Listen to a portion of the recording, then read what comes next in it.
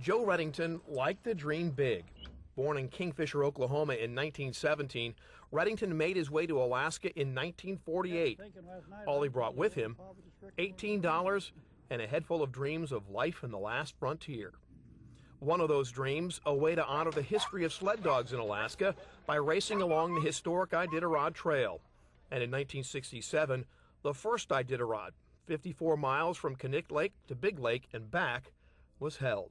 I told him, well, I said, I want to see it be a $25,000 race. And they like to all drop dead when I said that, because nobody had heard of anything like that ever before, you know. But Redington wasn't done dreaming. Joining forces with Dorothy Page, the pair pushed for an expanded Iditarod race, one from Anchorage all the way to Nome. And in 1973, that dream became reality. Barely. So they checked our bank account and found we didn't have a dime in the bank the night before everybody was supposed to leave at the banquet. And I got up and talked to them, and I said, well, there was rumors that we wouldn't have the 25,000 when we had the 67 race, and there's rumors now that we won't have it, but I'll guarantee you. Redington's guarantee paved the way for the first 1,000-mile Iditarod and earned him the title of the father of the Iditarod.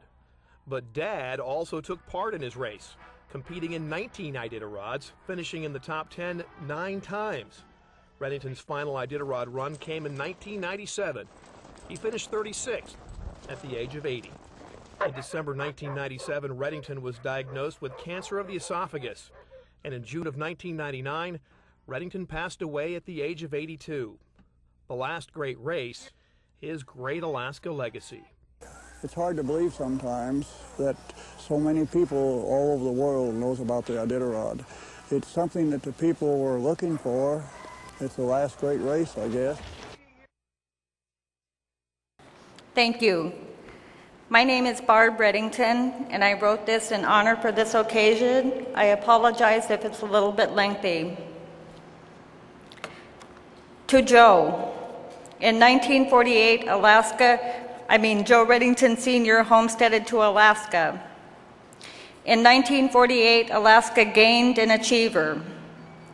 This great man with a vision that brought to reality the world-renowned Iditarod Trail Sled Dog Race, which in its 35th annual event have produced 639 finishers to date. You worked with Dorothy Page and mortgaged your land to ensure there would be prize money to get it going. Now known as an international event, there have been participants from England, Germany, France, Japan, Norway, Spain, Italy, Switzerland, Denmark, Russia, and so on. In the race, Joe, you have been founder, competitor, mentor, and finisher.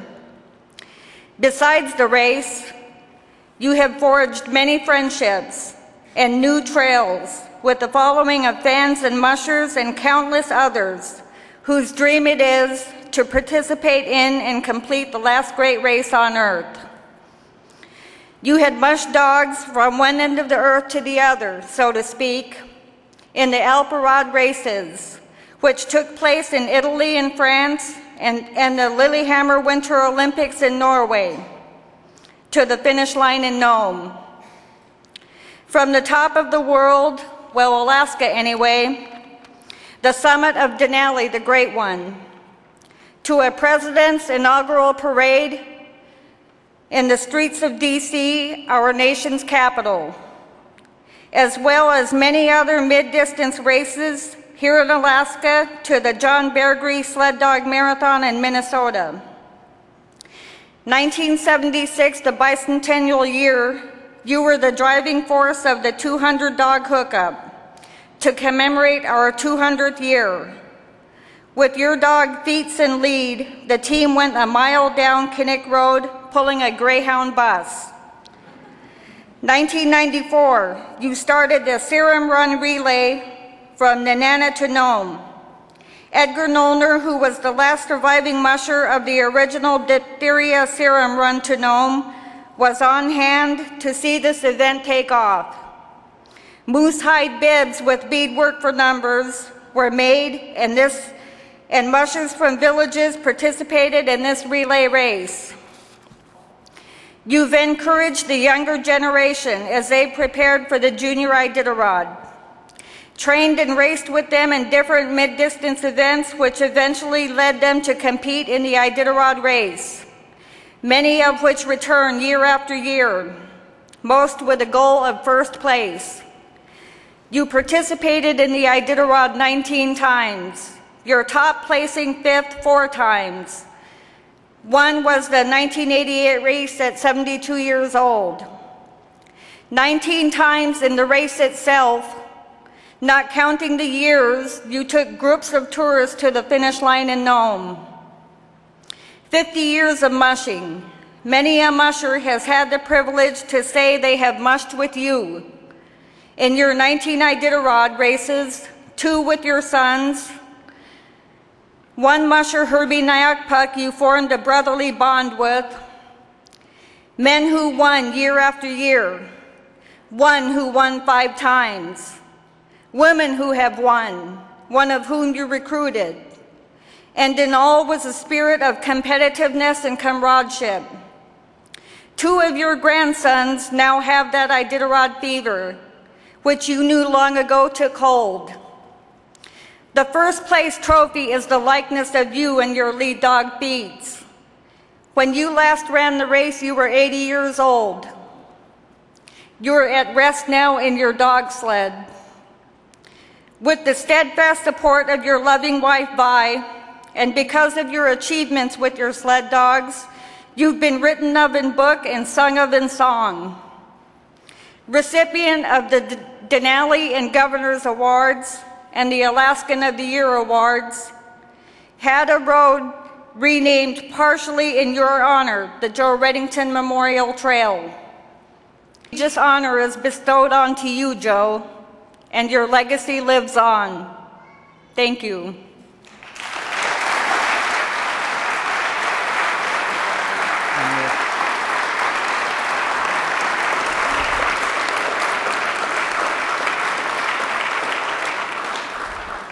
Thank you. I'm Joe Redington Jr., and my dad, I'm sure, is very proud to be in this. And when our parents passed away, we went through their house, and I found this letter. And this letter was written to Joe Redington. It said, "Here is my donation to help the expenses for last year's race. I greatly enjoyed the coverage of the race, only I wished there would have been more. I hope you are able to organize one for next year, too. Someday maybe I'll see or enter one." Signed, R.A. Swenson, postmarked June 22nd, 1973. Thank you.